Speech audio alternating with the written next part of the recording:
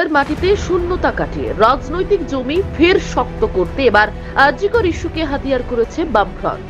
আর এ বিষয়ে দলের ছাত্র যুব সংগঠনকে সামনে এগিয়ে দিয়েছেন কমরেডরা। শনিবার কলেজ স্ট্রিট থেকে লালবাজার পর্যন্ত মিছিলের ডাক দিয়েছিল এসএফআই ডিওয়াইএফআই। দুপুরে তুমুল বৃষ্টি মাথায় করে কলেজ স্ট্রিট থেকে মিছিল শুরু করেন দীপশিতা, সায়ন, মীনাক্ষী, সৃজনরা।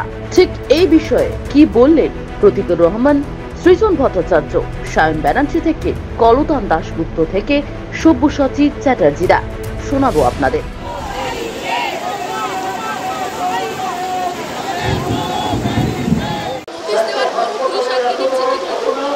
এটাই তো পুলিশের কাছে প্রশ্ন, আপনারা ডাকছেন কেন, আটকাচ্ছেন কেন?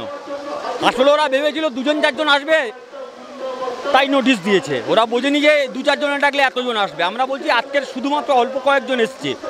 আবার যদি নোটিশ করেন গোটা কলকাতা অবরুদ্ধ করে দেওয়ার ক্ষমতা বাংলার মানুষের আছে, বাংলার ছাত্র যুবদের আছে। যদি আমাদের কথা না শোনা হয় সেই দিকেই যাচ্ছে, সেই দিকেই যাবো আমরা আগামী দিনে।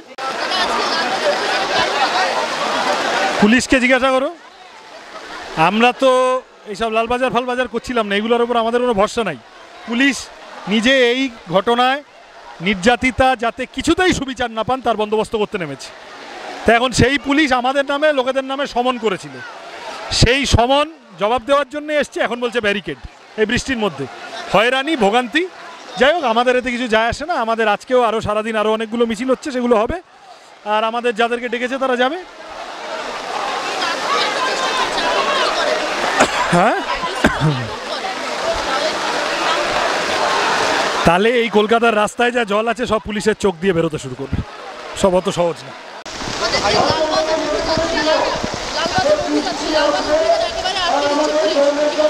না না, আমাদেরকে যাদেরকে নোটিশ দিয়ে ডেকেছিল তাদেরকে আমরা পাঠিয়েছি, সাথে আইনজীবীদেরকেও পাঠিয়েছি। আমরা এখানে বসে আছি, আমরাও উত্তর চাইতে এসছি। বিষয়টা এটাই, ওরা আমাদেরকে নোটিশ দিয়ে এসছিল। যারা নোটিশ পেয়েছিল আর যারা এই আন্দোলনকে সমর্থন করে, বাম ছাত্র যুব, তার সাথে আইনজীবীরা, মহিলা সমিতি, সবাই মিলে আজকে আমরা পথে নেমেছি। কথা পরিষ্কার, দাবি খুব পরিষ্কার। কিসের জন্য, কোন কারণে কলকাতা পুলিশ প্রথম থেকে অপরাধীদেরকে আড়াল করতে চাইছে? এই ঘটনা শুধুমাত্র খুন ধর্ষণের ঘটনা নয়, এই ঘটনার উত্তর দিতে হবে। গোটা রাজ্যের মানুষ গণ আন্দোলন আজকের রাস্তায় নেমে এসছে, পালাতে পারবে নাকি?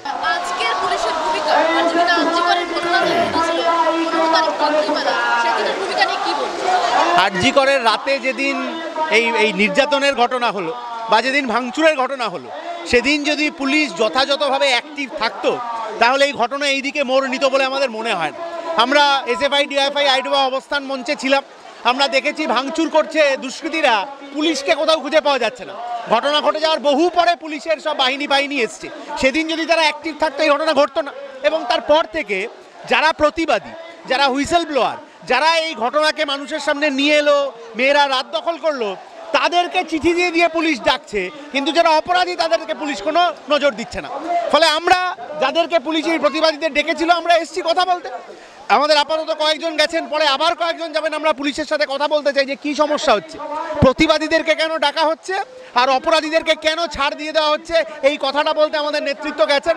ওরা ফিরলে আমরা আবার যাব, কোনো অসুবিধা নেই। কিন্তু পুলিশের এই দ্বিচারিতা ভূমিকা, এটা চলবে না। বৃষ্টির মধ্যে যে আটক করে রেখে দিয়েছে এক জায়গাতে, আমরা দাঁড়িয়ে রয়েছি এই জায়গায়। আজকে প্রতিবাদী মিছিলের যা মেজাজ, আমরা চাইলে সবাই মিলে একসাথে চলে যেতে পারতাম।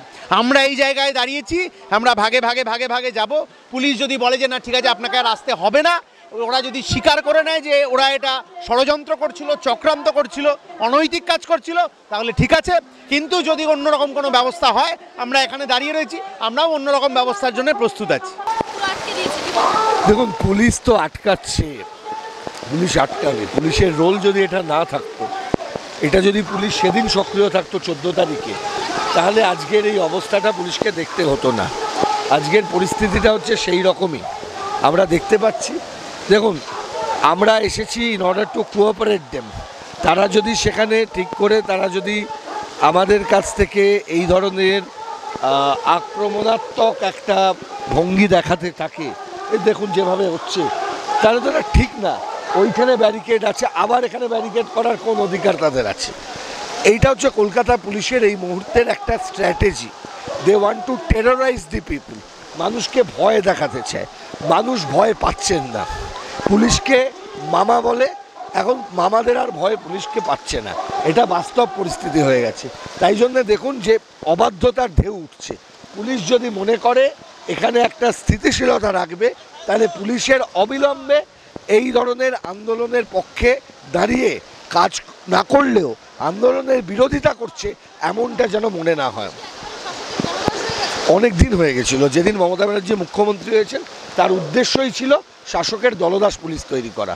আরজিকর হাসপাতালে মধ্যরাতে ভাঙচুরের ঘটনার ফুটেজে নাকি দেখা গিয়েছিল ডিওয়াইএফআই এর পতাকা হাতে তাণ্ডব চালিয়েছিল। এর পরিপ্রেক্ষিতে লালবাজারের তরফে বাম যুব সংগঠনের সভানেত্রী মীনাক্ষী মুখোপাধ্যায় সহ একাধিক নেতা নেত্রীকে নোটিশ দেয় লালবাজারের পক্ষ থেকে। সেই নোটিশের জবাবে শনিবার মীনাক্ষীরা লালবাজার গেলেন ঠিকই, তবে তার আগে বৃষ্টি মাথায় নিয়ে কলকাতা পুলিশের সদর দপ্তরে বাম ছাত্র যুবদের মিছিল বুঝিয়ে দিল যে প্রতিকূলতা উপেক্ষা করে আন্দোলনের সর্বদা পথে প্রতিবাদ রয়েছেন তারাই।